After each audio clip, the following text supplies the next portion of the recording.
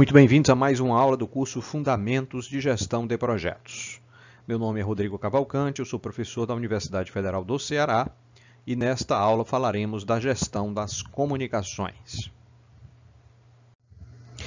Este curso, todas essas videoaulas, estão baseadas no livro Fundamentos de Gestão de Projetos, de minha autoria com o professor Jarbas Silveira. O livro está disponível nas principais livrarias em exemplar físico ou eletrônico. O conteúdo da aula de hoje está no capítulo 6 do livro e o anexo 12 contém detalhamentos para aplicação prática dos fundamentos teóricos apresentados nesta aula. Comunicar-se é a atividade mais frequente do gerente de projetos. Então, essa é uma informação evidentemente fundamental, tanto quanto intuitiva, mas que enfatiza a importância da gestão das comunicações. Evidentemente que gerência de projetos tem muito a ver com pessoas, nós já falamos disso, aquele ditado que em gerência de projetos tudo é pessoas e o resto são notas de rodapé. Né? O que tem um fundo de verdade, evidentemente, que em torno das pessoas que formam as equipes de gerenciamento de projetos, as equipes de execução, as equipes de projeto propriamente ditas, gira a possibilidade real de sucesso em torno da competência dessas pessoas, em torno da liderança também, que for empregada na condução dessas equipes. E como tal, a atividade de comunicação se torna naturalmente essencial, já que nós estamos lidando com equipes, e não só com as equipes, né, mas com as partes interessadas. O fluxo de informação dentro de um projeto, ele é naturalmente essencial para que se compreenda o projeto desde o seu ponto de nascedouro, lá na iniciação, até o grau de satisfação esperado do cliente ou do usuário após a sua conclusão. Então, é um fator chave para o sucesso, isso é indiscutível. E nós vamos nos preocupar aqui com alguns aspectos. Evidentemente que a comunicação é um ato natural, intuitivo, cotidiano, frequente de todos os seres humanos, e aqueles envolvidos em um projeto naturalmente estarão ainda mais engajados em um tipo de comunicação profissional intensa e frequente. Então, o que a gestão de comunicação propriamente tem como foco?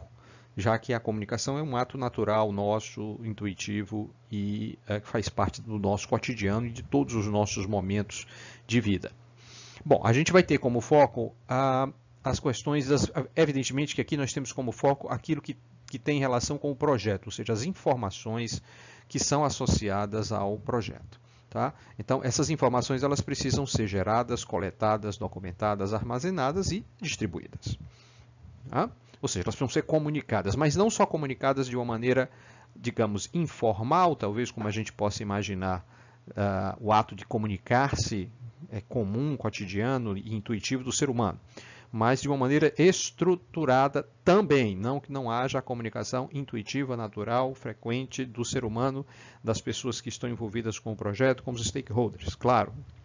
Isso é essencial, mas não podemos apenas nos fiar nisso, nós temos que ter um sistema de comunicação que permita atuar sobre esse processo de geração, coleta, documentação, armazenagem, distribuição.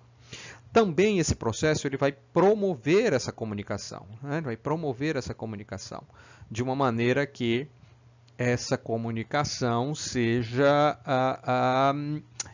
suficiente para a compreensão entre as pessoas da equipe e entre as partes interessadas. A compreensão sobre o que é o projeto, a compreensão dos objetivos do projeto, a compreensão do que faz o cliente satisfeito, a compreensão dos riscos, das restrições, etc. Então, o gerente de projeto e esse processo de gestão da comunicação tem também esse cuidado. Nós temos meios suficientes, nós temos frequência suficiente de comunicações, e aí a gente vai ver que meios de comunicação são esses, né? Tá bom? E tem como objetivo final, naturalmente, né, aqui essa promoção do entendimento comum, ou seja, há uma compreensão sobre os objetivos, sobre o progresso, o status do projeto, de uma forma mais ou menos transparente, comum. Não há, digamos assim, grandes diferenças de percepção da realidade do projeto, dos objetivos do projeto. Claro que há detalhes, e nos detalhes há diferenças, mas de um ponto de vista macro, para onde o projeto quer chegar, quais são os principais requisitos e seu status, etc., existe um entendimento intra-equipe e também entre a equipe e os principais stakeholders. Então, esse é o objetivo, de que continuamente, ao longo do ciclo de vida de gerenciamento do projeto, todas essas partes interessadas, mais a equipe, tenham um entendimento comum, realista, transparente sobre a situação do projeto. Bom, individualmente, se nós perguntarmos o que é importante em termos de competências para o gerente de projeto, então vamos falar do gerente de projeto, mas nós podemos estender esse raciocínio também para cada membro individual da equipe, mas pensando principalmente no gerente, é importante que esse gerente tenha algumas habilidades, né? A habilidade de apresentação. Vamos pensar aqui, como a gente pode falar no jargão, na criação, na elaboração e na apresentação de um PowerPoint, por exemplo. Saber coletar informações, visualmente organizá-las e com o auxílio de um slideshow, por exemplo, ou de slides ou de qualquer outro meio de suporte, né? Um filme, o que for, o gerente ter condições de, juntando isso a uma habilidade de fala em público, ela conseguir apresentar, né? Seja o que for, um aspecto mais técnico, um aspecto mais gerencial, uma apresentação motivacional, tá? Isso é importante. Normalmente nós estamos falando aqui em capacidade de ser, ao mesmo tempo, amplo e profundo, né? Vamos ter que jogar com essas duas variáveis. Em alguns momentos é melhor ser amplo, em outros é melhor ser profundo, e em alguns momentos uma combinação dessas duas variáveis em função do tema, né? Tá bom? Habilidades de redação, então escrita, em muitos momentos isso é fundamental, na comunicação e também na documentação de informações do projeto. A capacidade de ouvir, mas especialmente de perguntar, quer dizer, o gerente de projeto ele tem que ter essas, mais do que falar, mais do que se impor, né? Considerando aquela máxima de que não necessariamente o gerente de projeto é a pessoa que tem a maior competência técnica, já discutimos muito isso no começo desse curso, né? Se ele não é essa pessoa, e não necessariamente será, a capacidade de ouvir e perguntar é fundamental. Ouvir, obviamente, para poder formar uma opinião, para poder tomar uma decisão, para se sentir instruído, né? Inclusive no aspecto técnico a partir dos seus colaboradores, mas fundamentalmente saber também fazer as perguntas-chave que vão esclarecer dúvidas, que vão ajudar a tomada de decisão técnica ou gerencial. Promover o aumento do conhecimento na equipe, isso é uma habilidade de comunicação, na medida em que, naquela mesma linha de todos terem um entendimento comum correto do projeto. Isso também pode ter uma relação com um bom intercâmbio de conhecimentos e informações sobre o projeto entre membros da equipe, membros que detêm maior conhecimento sobre determinado assunto e vice-versa. E garantir a distribuição de informações para a compreensão geral do projeto. Então, existe esse aspecto aqui, né, da garantia de distribuição de informações relevantes. Né? Tudo que nós falamos sobre gerência de projetos até agora, falamos de gestão do escopo, gestão do prazo, gestão do custo, gestão da qualidade, vamos falar numa próxima aula em gestão de riscos, pressupõe muita comunicação e uma comunicação organizada e estruturada. Então, isso como eu já comentei, eu vou enfatizar de novo, em parte é algo muito intuitivo, mas um bom gerente de projeto ele não se fia só na intuição, ele se fia num sistema também, ou seja, num checklist aí para verificar se tudo que é relevante em termos de eventos de comunicação, de necessidades de comunicação está sendo atendido. O anexo 12 do livro tem um exemplo de plano de comunicação, em que, quase como num checklist, o gerente de projeto pode fazer uma varredura das várias demandas de comunicação e organizar ele próprio e a equipe para que esse conjunto de informações relevantes seja regularmente distribuída, seja disponibilizada, seja armazenada, também para consultas futuras, etc. A atividade de comunicação, ela pressupõe uma mensagem, tá? um emissor dessa mensagem, um meio de transmissão dessa mensagem e, obviamente, um destinatário, um receptor. Tá? Então, aqui há uma atividade nesse sentido de transmitir a mensagem, mas há também a possibilidade, na verdade a gente recomenda, né, sempre que possível, um canal de retorno chamado um canal de feedback que permite ao receptor, permite duas coisas, permite ao emissor confirmar que a mensagem foi recebida. E mais do que isso, permite ao emissor e ao receptor terem segurança de que a mensagem foi recebida corretamente. Tá? O meio de comunicação ele é muito importante e ele vai ditar até que ponto esse feedback é fundamental, é mais simples ou é mais custoso. Então, se a gente pensar numa situação de comunicação a mais rica, seria nós estarmos frente a frente com o nosso interlocutor, pessoalmente, presencialmente, fisicamente, juntos, né, conversando, ali em tempo real. Ali nós estamos, o meio de comunicação é a nossa própria voz, né? Ou seja, nós temos uma comunicação em tempo real, instantânea, nós temos um feedback riquíssimo, porque nós estamos olhando para o nosso interlocutor, que através dos seus maneirismos vai inclusive poder só com as suas feições, né, de face, confirmar se está compreendendo bem ou não, e se não compreender ali mesmo, naquele mesmo momento, pode colocar uma pergunta, né, pode pedir um esclarecimento. Então, é claro, a comunicação de um par de pessoas em tempo real, juntas, fisicamente presentes, sem nenhum tipo de mediação, evidentemente que é uma comunicação extremamente rica, né, onde tudo facilita a compreensão.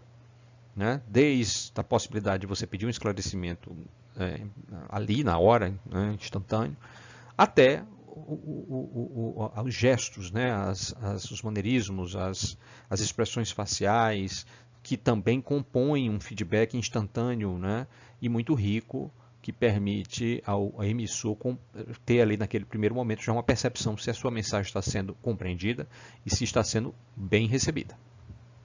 Então, nós vamos precisar sempre analisar qual tipo de mensagem que nós estamos querendo enviar, qual meio.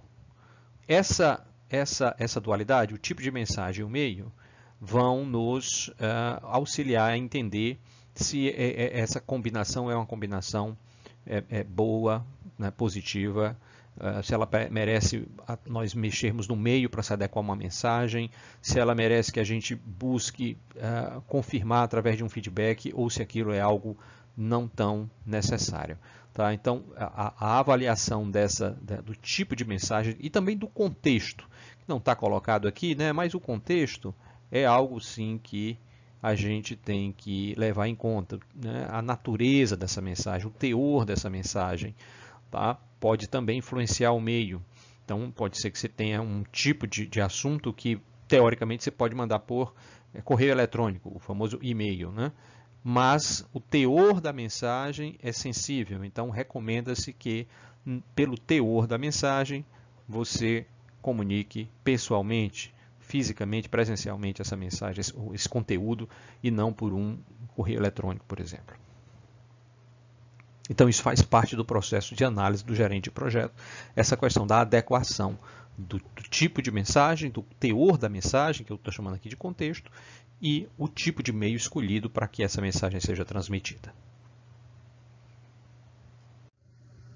Então, no planejamento da comunicação, que vocês vão encontrar um exemplo desse plano no anexo 12 do livro, algumas das perguntas que você deve se fazer sobre várias possibilidades de comunicação dentro de um projeto é o tipo de informação que está em discussão. Né? Vamos dizer que a gente queira pensar sobre qual o melhor meio de transmissão. Então, qual é o tipo de informação? Informação oral, uma informação escrita, pode ser oral, é visual. Né? É um gráfico, por exemplo. Se é um gráfico, não faz muito sentido a gente se reunir presencialmente só para descrever números. Né? É interessante ter algum auxílio visual. Né? Quem é o público-alvo? É um público que conhece o assunto ou não? É um público que nós temos, uma pessoa, enfim, que nós temos intimidade, nós já conhecemos, nós temos proximidade, ou é algo mais formal, é uma comunicação com terceiros, né, postos de uma maneira que nós temos menos acesso. Né? A periodicidade, né? Ou a data específica. De que forma? Né? E aqui a gente pode também, mais ou menos, qual é o meio dessa comunicação, né, a ser escolhido. Essas primeiras questões aqui, elas ajudam, né? Tá? E o feedback, né? A gente quer também confirmar não só o recebimento, mas preferencialmente também o entendimento. E isso tem uma relação forte aqui com o meio, a escolha do meio. O tipo de feedback que você obtém depende muito do meio escolhido. Então, essas são algumas questões que você vai se perguntar para vários tipos de informação, para vários momentos de comunicação. E aquilo que for repetitivo, aquilo que for previsível, aquilo que for, digamos, parte integrante da estrutura de gestão de um projeto, muito provavelmente você vai conseguir mapear e organizar, como, por exemplo, é o caso clássico, né, determinadas reuniões que são periódicas, como elas serão feitas, né, como elas serão conduzidas, a periodicidade, se serão presenciais, se serão remotas, por exemplo, né, e assim por diante.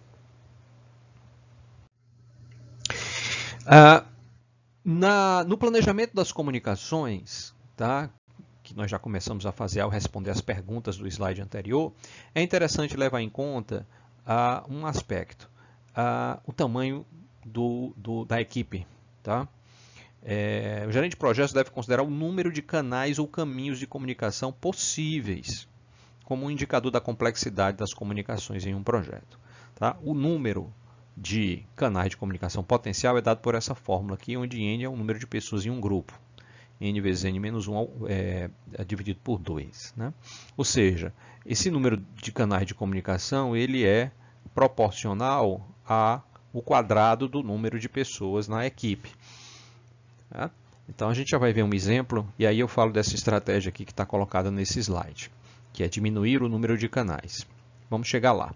Vamos ver só um exemplo aqui. Né? Suponha que a gente tem uma equipe com o gerente, que está aqui com esse nome de PM, de Project Manager, mais 7 membros, total 8 membros. Né? Então, se a gente fizer aquele cálculo lá, 8 vezes 7 sobre 2, né? Nós temos aqui esses 28 potenciais canais de comunicação, que está mostrado aí nesse gráfico. O que é aquela estratégia de diminuir o número de canais de comunicação? É importante entender isso. O que nós queremos dizer com aquilo é, de forma alguma, longe disso, de reduzir a possibilidade dos membros da equipe conversarem livremente, informalmente, a todo momento. Tá? Mas, naquilo que tange as informações oficiais do projeto, né, é interessante sim que o gerente organize, estruture, por exemplo, um repositório onde estão os relatórios de status oficiais do projeto. Imagina se esses relatórios começam a circular por e-mail e todo mundo tem uma versão levemente diferente. E aí o S2, o membro do time S2, pede ao S6, me manda a última versão do relatório. Tá? Então você está exercitando aqui um canal de comunicação direto aqui do S2 aqui para o S6. É uma dessas retas aqui que eu não consigo desenhar muito bem. Mas enfim, vocês estão vendo aqui o canal de comunicação entre o S2 e o S6. Então, se não há uma organização, o S2 pede ao S6 essa informação.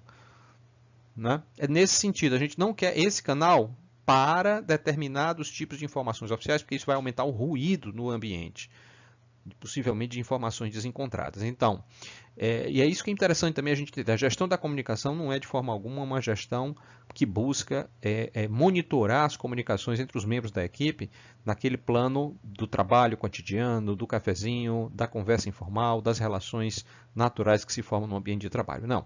É uma estruturação das informações oficiais, das informações necessárias e daquelas informações que é muito importante que tenham um controle de versão, né? Para que não haja informações desencontradas, desatualizadas, conflituosas, que irão prejudicar a gestão do projeto.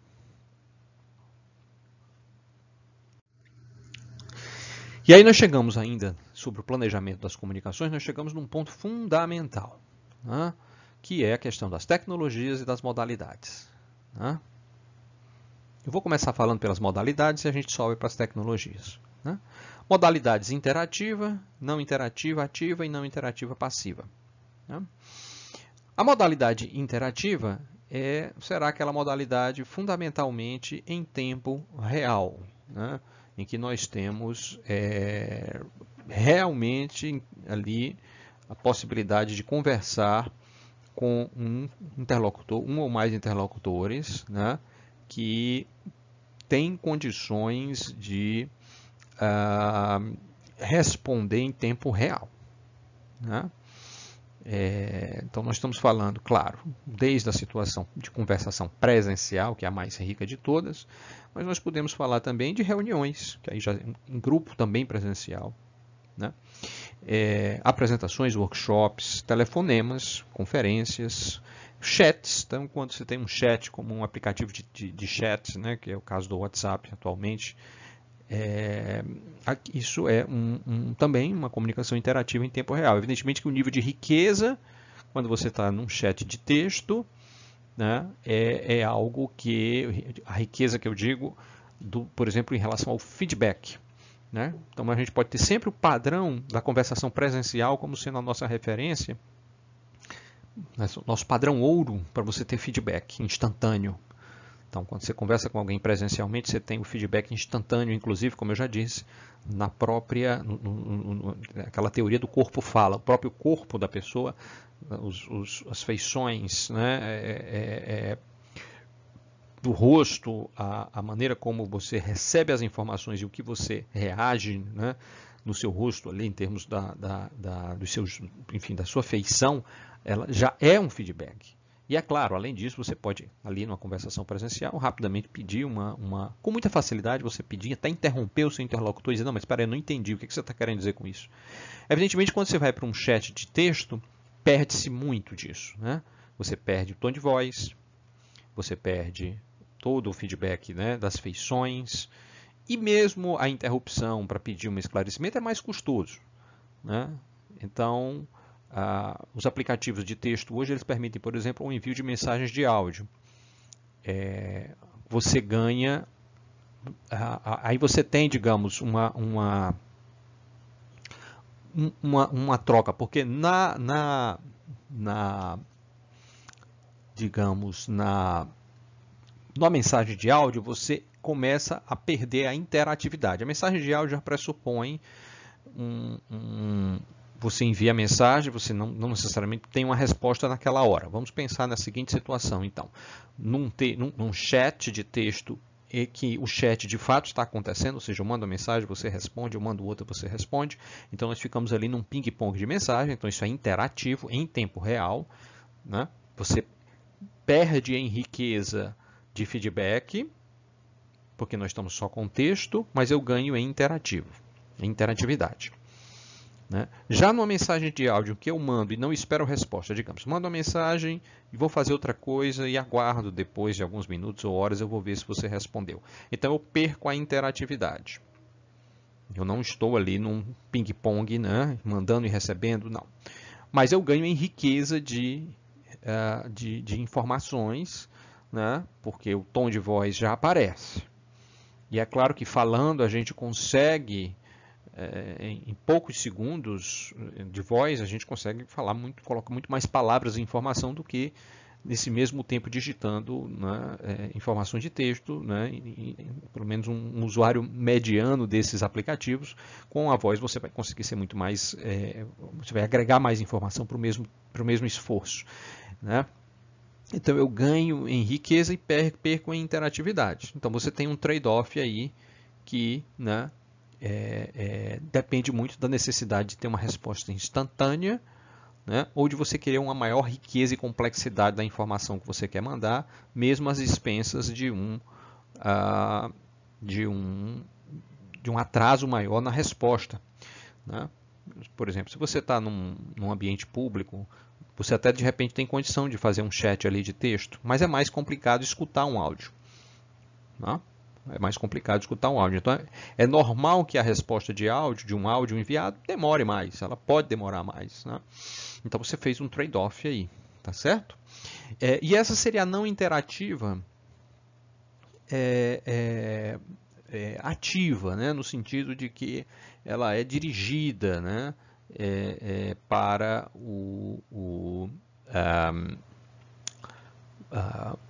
aquele interlocutor, né? Tem uma ativa no sentido de que ela tem um destinatário muito preciso.